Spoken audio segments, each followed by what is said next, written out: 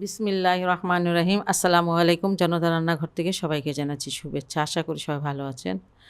আজকের একটা নাস্তার রেসিপি করব।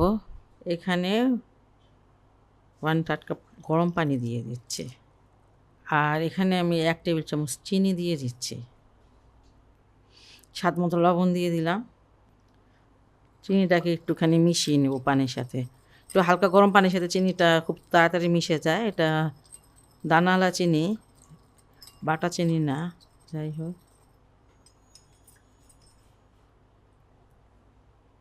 এখানে 1 চা চামচ দিয়েছি ইস্ট।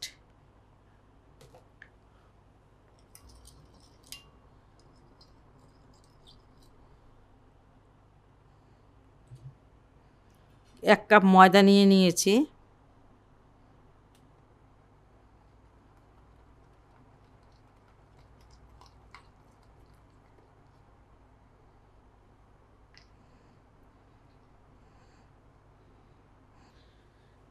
এক টেবিল চামচ তেল দিয়ে দিচ্ছি।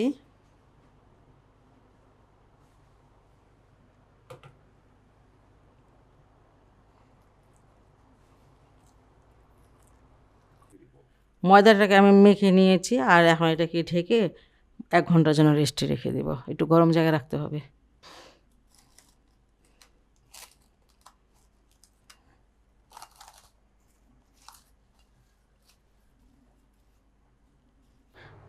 এক ঘন্টা পর আমি আসলাম। শুকনা ময়দা দিয়ে এটা একটুখানি মেখে নেব।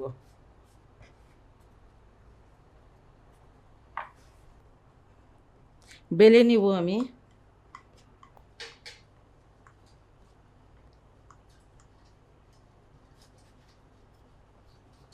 দেখেন স্ক্রিনে আমি কেমন করতেছি। একটা ট্রে আমি তেল দিয়ে গ্রিস করে নিয়েছি। আর যদি মানে বাটার পেপার থাকে তাহলে সবচেয়ে ভালো হয়, বাটার পেপারটা দিয়ে নেওয়া যায়।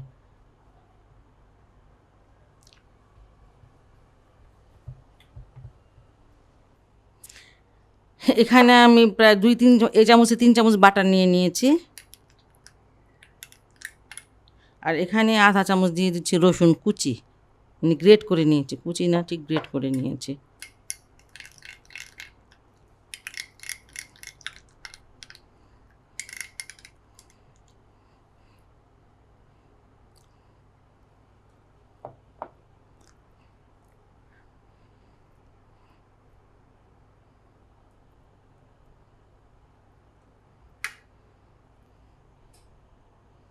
বাটারটাকে আমি চারিদিকে খুব সুন্দর করে লাগিয়ে নিয়েছি। এবার চিজ দিয়ে নিব।